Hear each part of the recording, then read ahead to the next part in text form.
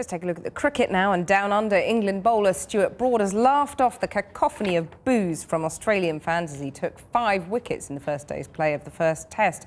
Here, the MCC hosted an overnight visual for a handful of lucky fans in the august environs of Lords, while an upstart internet outfit called Test Match Sofa was broadcasting all night from, yes, a sofa somewhere in central London. Our sports correspondent, Kamian Zeram, was there. If you're going to stay up, you may as well do it properly. Cricket's very own night at the museum. Through the gates, in they traipsed, into the bowels of the MCC. Home of cricket, what better place can there be apart from being there? Every single ball, every single over.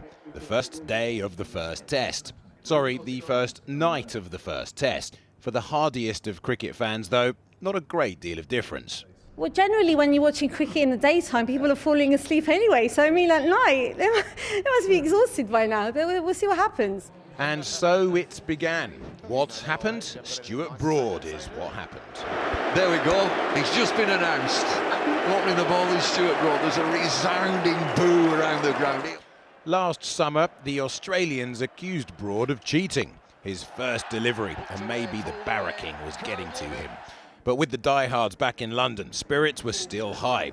It is, after all part of the game. I think if you take it with a pinch of salt, I'm sure Stuart Broad will have to do that this summer or this winter over there. I'm sure everybody will be fine and it'll be a fantastic series both on and off the field. And the wickets, they soon began to fall. Broad dispatched Chris Rogers to gully with a simple catch for Ian Bell.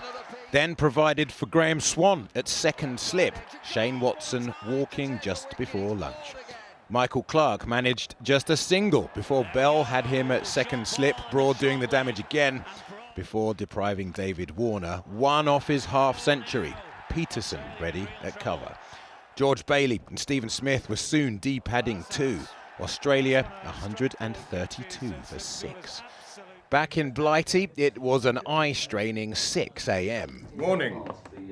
And the renegade team behind the online radio show, Test Match Sofa, were nearing the end of an epic all-nighter. It's Kamian Zeram from Channel 4 News. They're here, they're doing a piece on people who are certifiably insane. Fueled by chocolate bickies, a cheeky brew, and a dollop of British wit. I think, you know, the wit that is on display in Test Match Sofa is a valid and important part of the whole spectrum of cricket broadcasting, and I think you know, it needs to be acknowledged as an entity in itself. And there's a wicket, I think. Stuart Broad again. Mitchell Johnson clean bowled. And then, moments later, A wicket has been taken! A wicket has been taken! the last wicket of the day, for once not Broad but Jimmy Anderson doing the damage. So to stumps, with Australia 273 for 8. No wonder the swagger. Stuart Broad with a quite poetic 5-wicket haul.